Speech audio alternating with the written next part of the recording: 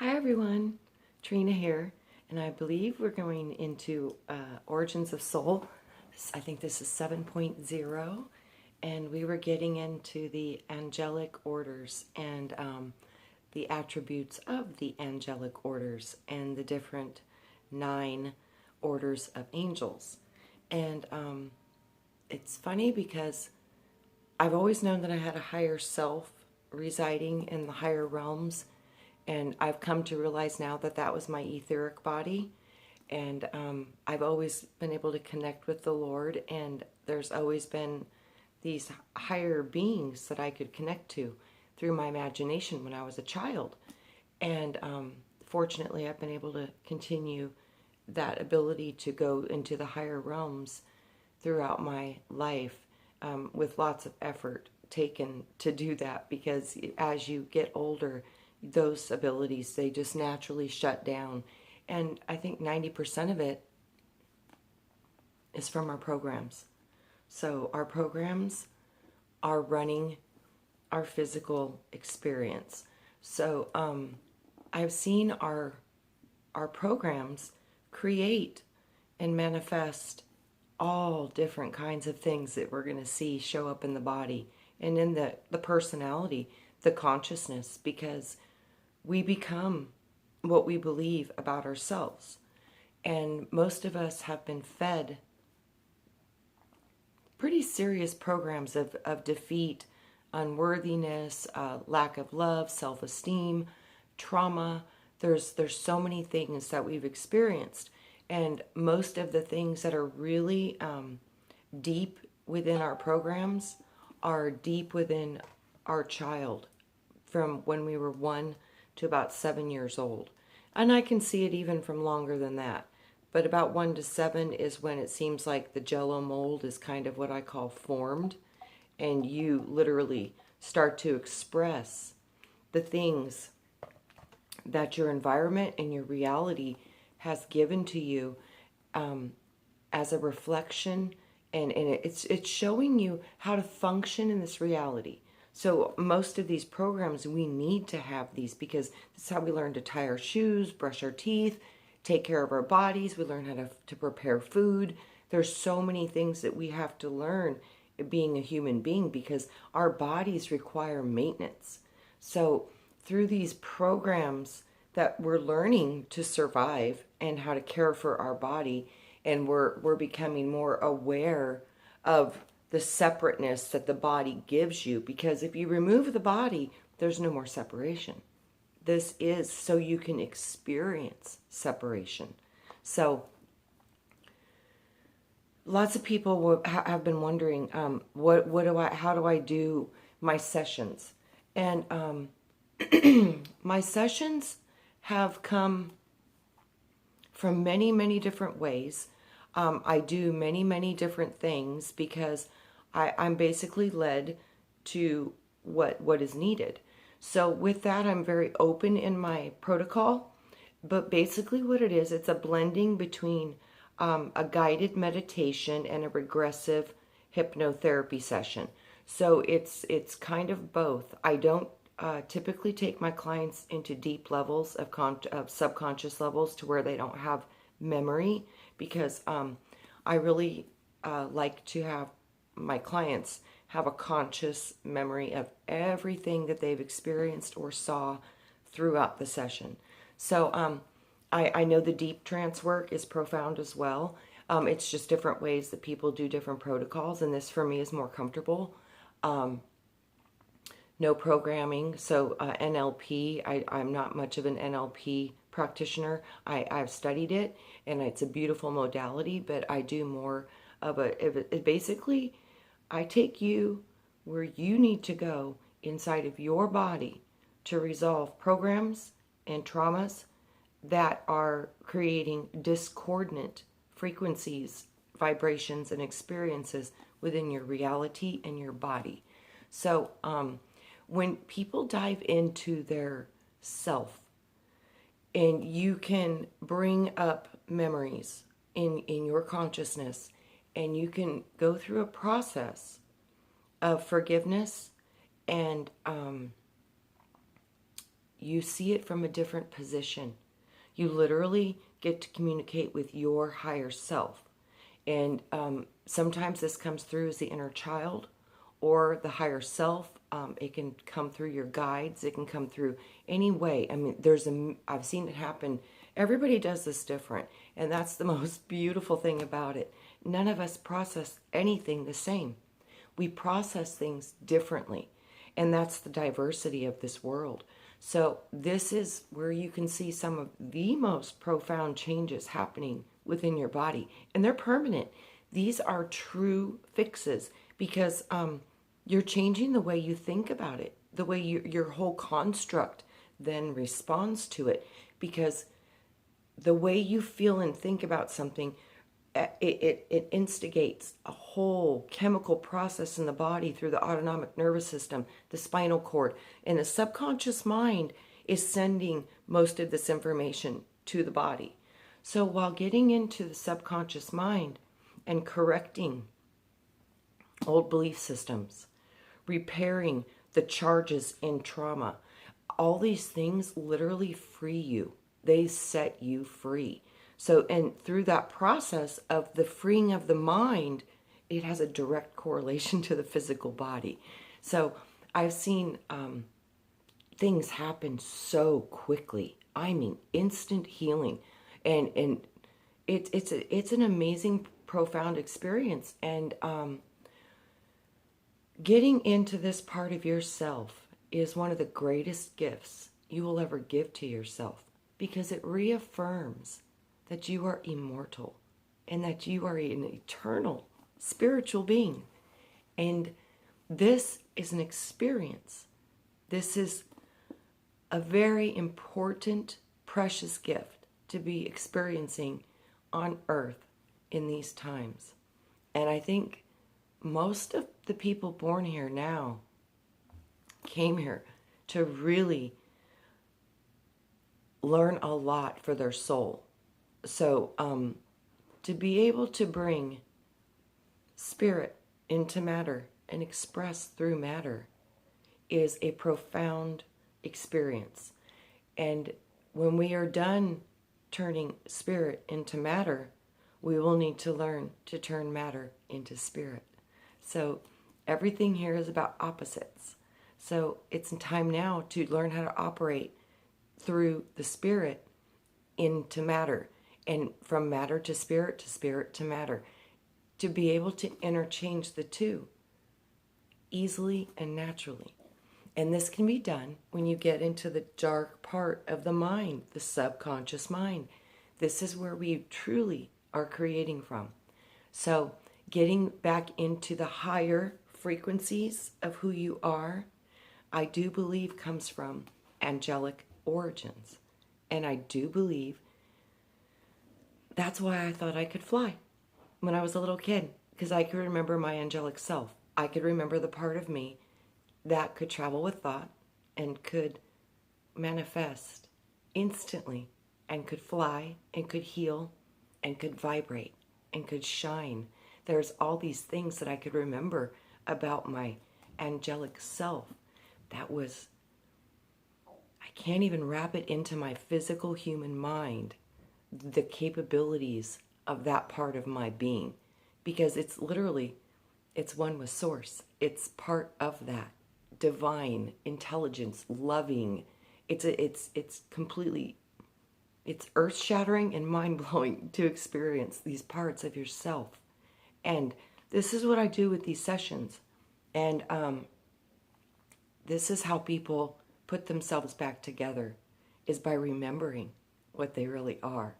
So we will go into the 9 levels and the 9 origins of angels. And where we had left off was we were going into, we had just covered the thrones. And the thrones is the first level, 1, love, and the power of 1. And the next level was the seraphim, and that's where we had left off. So the seraphim are the singers and the power of 2. Seraphim are the singers of heaven. They create the underpinning harmonics of the universe as they vibrate their wings, modulating the holy word. So these are the bringers of the word, sound, and vibration. The number 2 order of angelics. The word, they compose the songs of creation. Thus they are known as the spirits of harmony.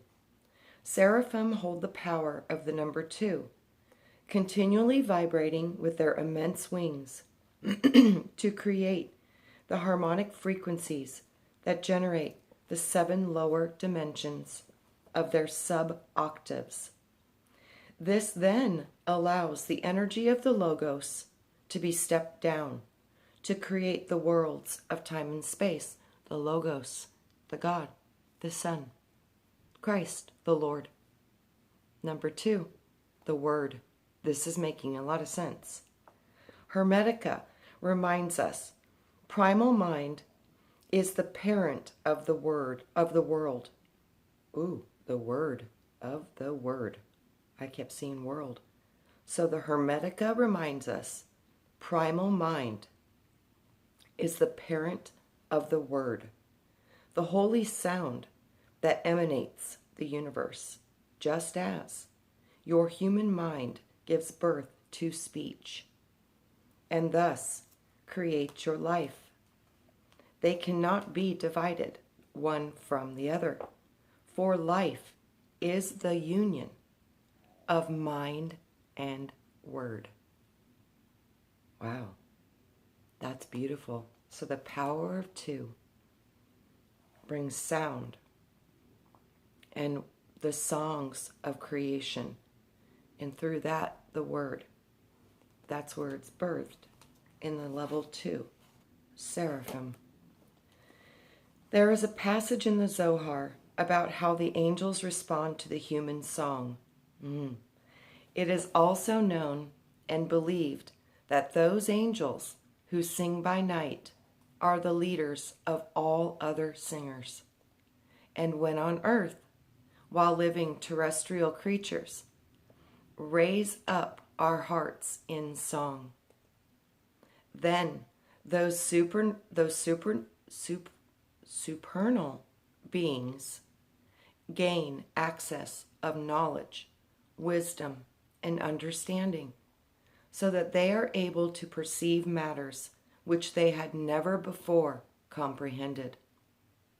Traditionally, the seraphim are usually depicted with 6 wings, but the seraphim that I have met have 8 great wings that are continually in motion. On these wings are many eyes, vesica piscis, or portals that allow the energy of spirit to move into the worlds below. These are the doorways through which the emanations of the great mysteries resonate from the higher realms, converting primal sound of God into its many modulations. Thus, sound is the second great principle after love. This is the picture she shows of the seraphim.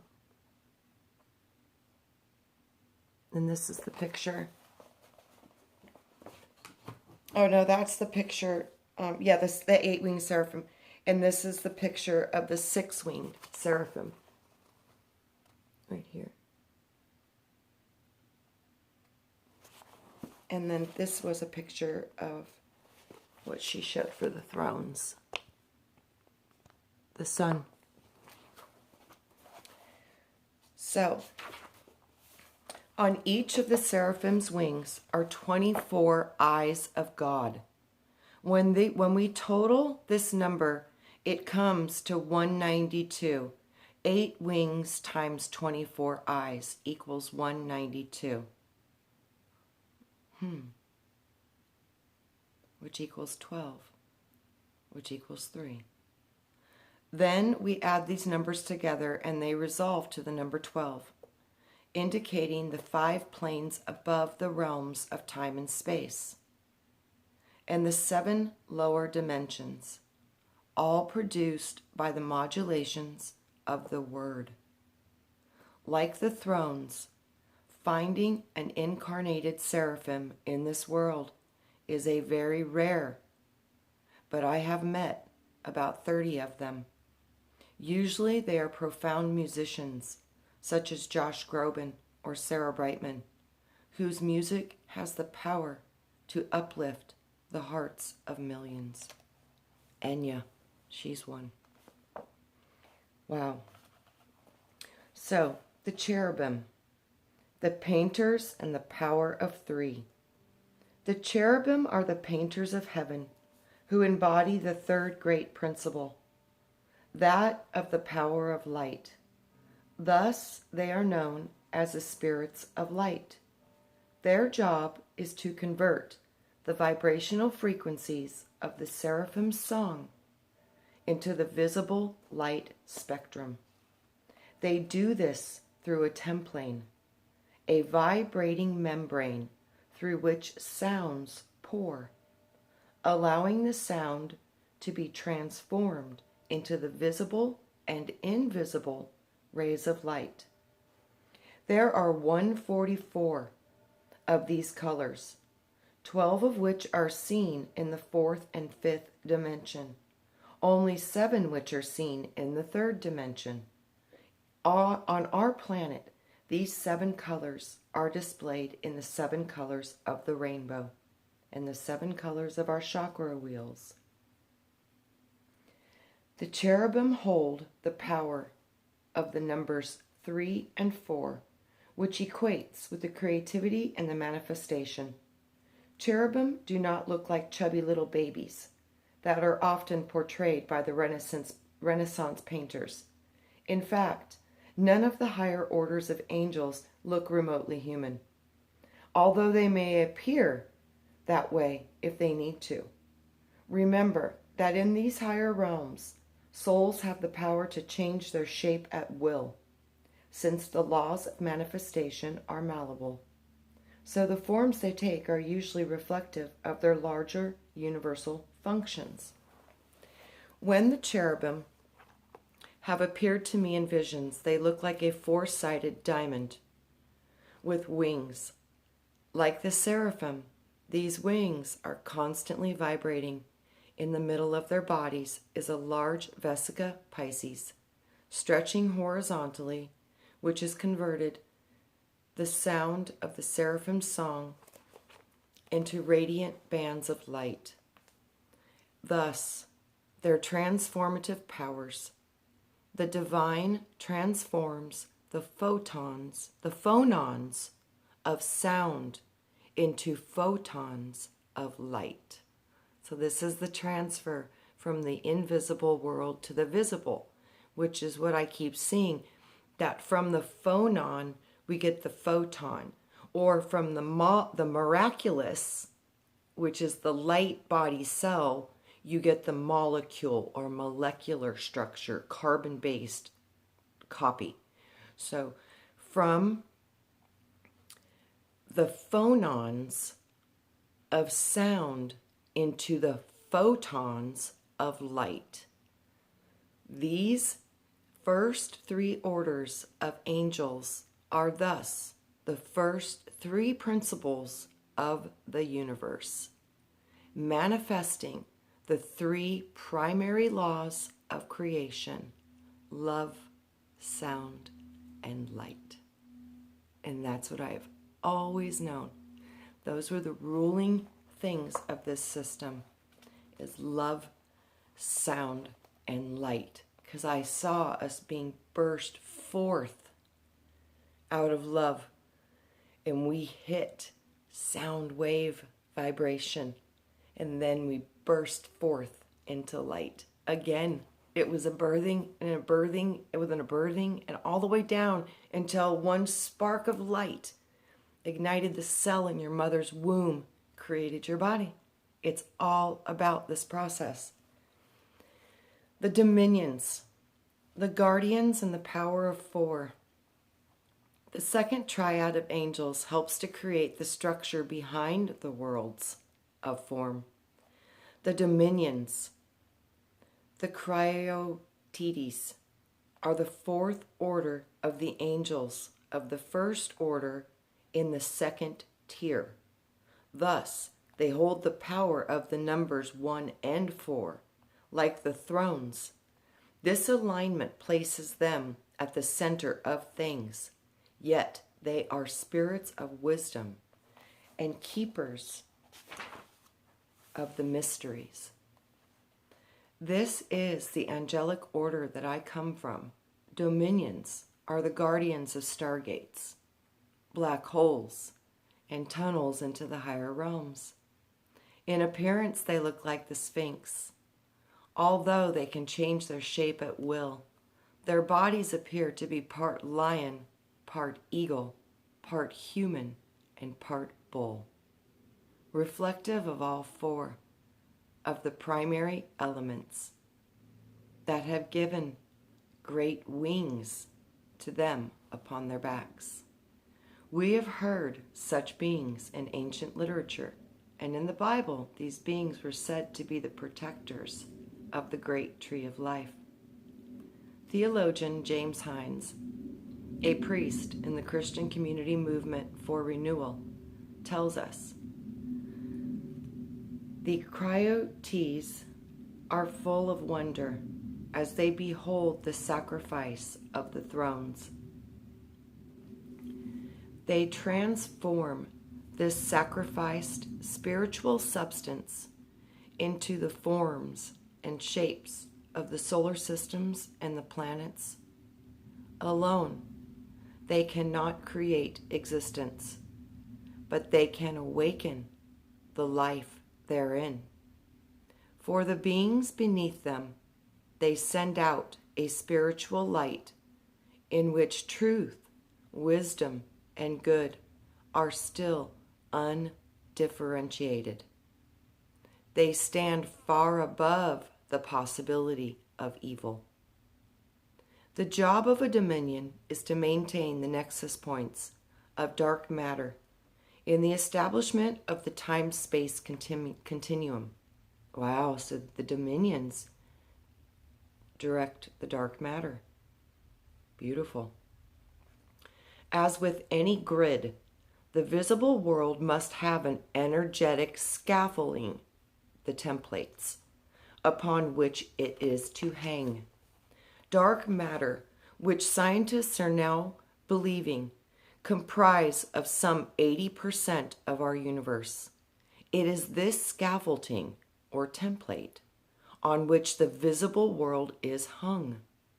Photographs of dark matter show lines of energy converging at various nodal points. These are where the dominions reside. While the dominions vibrate at a much higher rate than we can normally perceive, in ancient times there were highly advanced priests and priestesses who knew how to summon these. And from the spirit worlds, in some cases, they asked the dominions to indwell a physical form like a sphinx on the Giza plateau. The purpose of this investiture was to place the powerful guardian before the gates of knowledge. Those dominions could then act as the sentinels to telepathically alert the temple keepers to the presence of any trespassers. This is why there were originally two sphinxes at Delphi. One overlooked the western passage through the mountains to watch for approaching armies, while the other sat beside the oracle herself as she channeled, opening and closing the gates from the higher worlds so that the Pyetha, the highest priest of the temple of Apollo at Delphi, could receive these messages. Today, this last remaining dominion is known as the Sphinx of Naxos. The Sphinx of Naxos is mounted on a 6-foot high Greek column that is located in the Delphi Museum. He sits, I've seen this. I've been in the Delphi Museum and I did see this. This was one of the times of my life where I went on a trip and had profound revelation, and it changed my life forever after going to Athens and going to the temple and going to the Oracle of Delphi. It was a very profound experience for me. And I was 22 when I had it. So this, it sits in the museum. It sits about 6 feet tall, intelligent, telepathic, and wise. I spoke with her when I first visited Delphi and found that she is still gracious and very much alive. She says that she waits for the old ones to appear so that they may reawaken them. Wow! Some dominions work in pairs, like the two who were originally at Delphi, while others, like the Egyptian Sphinx, work alone. These angelic beings have chosen to invest their spirits in the earthworks of matter, knowing that stone will outlast the human body.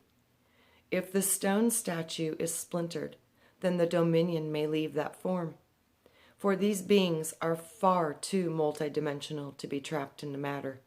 Instead, they merely leave an aspect of themselves inside the monument, so that they may perform, function when needed, when the need arises, or when someone like myself who has the ability to hear them arrives to communicate and study with them. In classical Christian literature, the dominions are supposed to regulate the duties of the lower angels, and they are believed to look like divinely beautiful humans with feathered wings, sometimes seen wielding orbs of light fastened to the heads of their scepters, or on the pommel of their swords. However, I have experienced them in a very different fashion, as I will relate into the following stories. I met my first dominion. You know what? We will resume the next video on that. I met my first dominion. So, those are the first 4 levels of the angelic orders of our base point within this creation. And I find so much resonance and truth with this information. It literally matches the different things that I've been able to see throughout my life, desperately searching to find truth and remember who I am, because I've always known that that's the greatest secret on earth, is that you are much more than you have ever been taught. And these powerful aspects of ourself that we are unaware of are truly creating who and what we are right now. So with that, let's learn and remember who we are. Start diving into the subconscious, into the dark matter, so we can start manifesting from it. Much love to you all. Have a beautiful day. May favor and joy and love overflow you. Much love. Talk to you on the next one. Bye-bye.